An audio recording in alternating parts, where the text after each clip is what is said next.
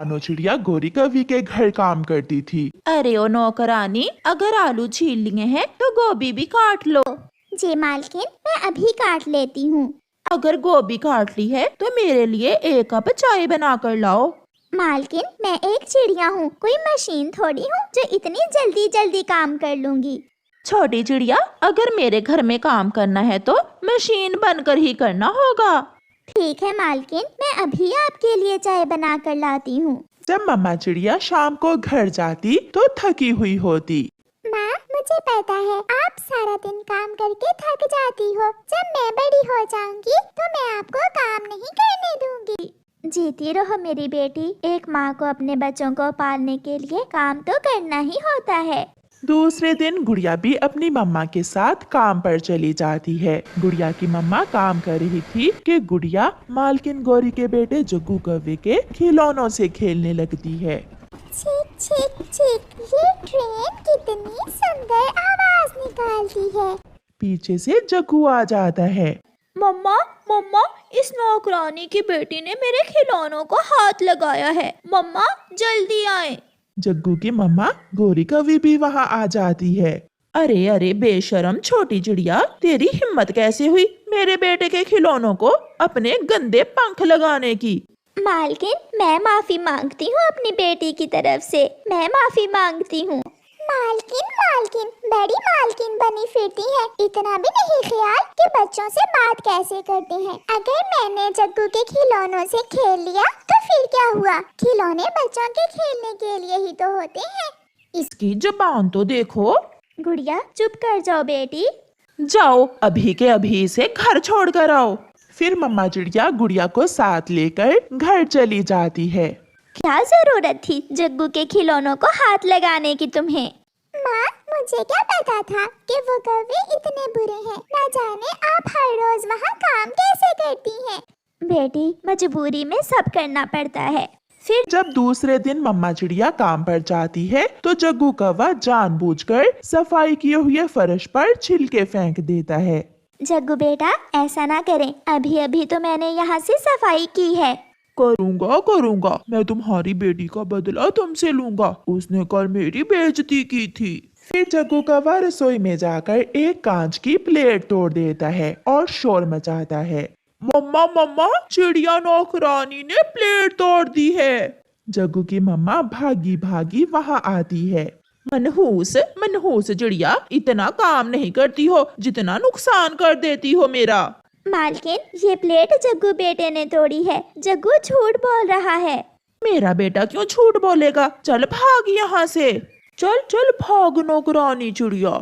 चिड़िया रोती हुई अपने घर चली जाती है। मम्मा, आज आप क्यों रो रही हैं? क्या हुआ है? आज मुझे उस जग्गू के बच्चे ने बहुत तंग किया है। ये सब तुम्हारी वजह से हुआ है। ना तुम कल उससे लड़ाई करती और ना वो मुझे तंग करता। मम्मा, वो कौवे अमीर होने के साथ साथ बहुत बुरे भी हैं। मेरी माने तो आप किसी और पक्षी के यहाँ काम कर लें। हाँ बेटी, अब मैं भी वहाँ काम नहीं कर सकती। फिर चिड़िया दूसरे दिन काम की खोज में जा रही थी कि रास्ते में उसे एक पक्षी पापड़ बेचते हुए दिखता है। पापड़ पापड़, करारे करारे मसाले वाले पापड़। उसे देखकर चिड़िया को एक विचार आता है। चिड़िया जल्दी से घर जाती है और घर जाकर पापड़ कढ़ाई में फ्राई करती है। मम्मा, ये इतने सारे पापड़ हम क्या करेंगे?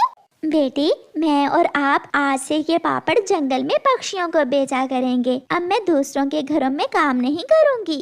ये आपने बहुत अच्छा फैसला किया है और मैं इस काम में आपकी मदद किया करूँगी। फिर वो माँ बेटी जंगल में पापड़ बेचने निकल जाती हैं। पापड़ पापड़, मसाले वाले पापड़ लो। जल्दी ही उनके पापड़ बिक जाते हैं। चिड़िया, तेरे पापड़ खाकर तो बचपन की याद ताजा हो गई। ये पापड़ सच में बहुत स्वादिष्ट हैं। फिर ऐसे चिड़िया हर रोज काम पर जाने लगी और आहिस्ता आहिस्ता चिड़िया का काम बढ़ने लगा और उसने एक कबूतर को भी अपने साथ पापड़ बेचने के लिए रख लिया। कुछ ही महीनों में चिड़िया अपना नया घर भी बना लेती है और अपनी बेटी को एक हवाई मोटर भी लेकर देती है। जग्गू जग्गू हाय, देखो देखो, मेरी हवाई मोटर तुम्हारी खिलौना गाड़ी से बड़ी भी है और सुंदर भी। काश वो हवाई मोटर मेरे पास होती।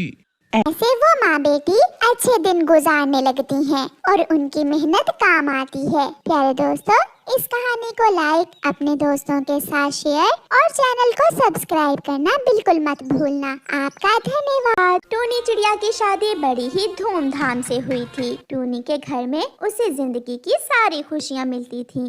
अचानक एक दिन टूनी को खबर मिलती है कि उसके पति की एक दुर्घटना में मौत हो चुकी है। बहू, किसका फोन है? अरे कुछ तो बोलो बहू। माँ जी, सब खत्म हो गया, सब बर्बाद हो गया। माँ जी, मानो तेज तूफान में फंसकर मर गया है।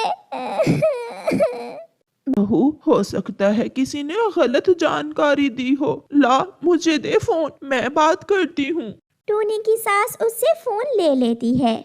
क्या बात है कालू, तूने बहू से क्या बोला है? आंटी जी, ये बात सच है, आपके बेटे की मौत हो गई है। ये सुनकर टूनी की सास रोने लग जाती है। इसी तरह समय गुजरने लगता है। एक दिन टूनी की सास से मिलने उसकी सहेली गोरी कव्वी आती है। सहेली, मानो का सुनकर बहुत दुख हुआ। मानो तो अब लौट कर आने वाला नहीं है। तुम ऐसा करो, अपनी बहू की दूसरी शादी कर दो।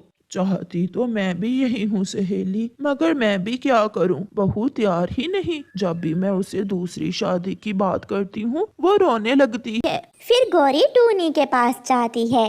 टूनी, कैसी हो बेटी? अरे कैसी हो गोरी मौसी, आप कब आई? मैं अभी अभी आई हूँ। बेटा देख, तेरी अभी बहुत लंबी जिंदगी है। तू मेरी मान तो दूसरी शादी कर ले। अब मानो तो वापिस आ नहीं सकता। गोरी आंटी, आप ऐसे ना कहें। मैं मानो को कभी भुला नहीं सकती। मैं दूसरी शादी नहीं करूँगी। मैं तेरे भले के लिए ही कह रही हूँ। तू तो जानती है ये दुनिया कैसी है। मौसी जी, मैं दुनिया के बारे में नहीं जानती। अब मैं माँ जी के साथ ही अपना जीवन गुजारना चाहती हूँ। मानो ही उनका आखिरी सहारा था, वो चला गया। अब मैं कैसे माँ जी को छोड़ दूँ? अगर आप चाहते हैं कि मैं खुश रहूँ तो आप सब मुझे नौकरी करने की इजाजत दे दें। मैं अपने घर को चला लूँगी। ये बात सुनकर गोरी हैरान हो जाती है, क्योंकि उस जंगल में लड़कियाँ नौकरी नहीं करती थीं। हाय, अब टूनी नौकरी करेगी? हाँ हरियाली, सुना तो यही है। पति को मरे 4 दिन नहीं हुए और निकली घर से नौकरी करने। हरियाली और लूसी की बातें सुनकर गौरी वहाँ आ जाती है। ऐसे बातें तो सब करते हैं। कभी उनके घर में भी जाकर देखो कि उनके घर में कुछ खाने को भी है या नहीं। कभी पूछा किसी ने उससे जाकर, और बातें कर रही हो बड़ी बड़ी। तो बड़ी मौसी बनी फिरती है टूनी की। हाँ, मैं बनी फिरती हूँ। आखिर किसी को तो उसके बारे में सोचना होगा ना। टूनी जब अपनी सास से नौकरी करने की बात करती है तो वो भी सुनकर हैरान हो जाती है। बहू, हमारे परिवार का रीत रिवाज नहीं है। बहू बेटियां नौकरी नहीं करती। तो माँ जी, क्या हम भूखे मर जाएं? जो पक्षी बातें करेंगे वो हमारे घर आकर हमें राशन भी देकर जाए। फिर कुछ दिन गुजर जाते हैं और उनके घर में राशन आहिस्ता आहिस्ता खत्म हो जाता है। और अगले ही दिन टूनी की सास भी बीमार हो जाती है। माँ जी, मैं भूखी तो रह सकती हूँ, मगर आपको ऐसे बीमारी से मरते हुए नहीं देख सकती। माँ जी, मेरा विश्वास करें, मुझे घर से जाने दें। हाँ बेटी, तू ठीक ही कह रही है। अब तुझे ही अपने घर को डूबने से बचाना होगा। फिर टूनी अपने घर से निकलती है। वो गोरी मौसी के पास जाती है। मौसी, माँ मान गई हैं, आप मुझे किसी काम पर लगवा दें। अपनी जिंदगी गुजारने के लिए फैसले करने पड़ते हैं। अगर घर बैठकर दूसरों की तरफ देखे जाओगी तो हालात का मुकाबला कैसे करोगी? फिर गौरी कव्वी टूनी को एक जूते बनाने वाली फैक्ट्री में लगवा देती है। टूनी को जो पैसे मिलते हैं वो उनसे अपनी सास के लिए दवा और कुछ फल लेकर जाती है। फिर उनके घर का गुजारा होने लगा और जल्द ही टूनी की प्रमोशन हो जाती है और वो मैनेजर बन जाती है। अब टूनी ने अपने आने जाने के लिए एक हवाई मोटर भी ले ली थी। जो पक्षी पहले टूनी की बातें करते थे अब हैरान थे कि टूनी ने कैसे बहू होकर अपने घर को संभाल लिया। लूसी सहेली, टूनी ने तो दिनों में ही सब बदल कर रख दिया। अपने घर को भी चला लिया और अपनी सास का इलाज भी करवा लिया। हरियाली की बात सुनकर गौरी वहाँ आती है। इसलिए तो कहते हैं जो काम बेटे कर सकते हैं वो काम बहू और बेटी क्यों नहीं। बहू और बेटी को घर से निकलने का मौका दें और उसे इंडिपेंडेंट जिंदगी गुजारने दें। आपका धन्यवाद।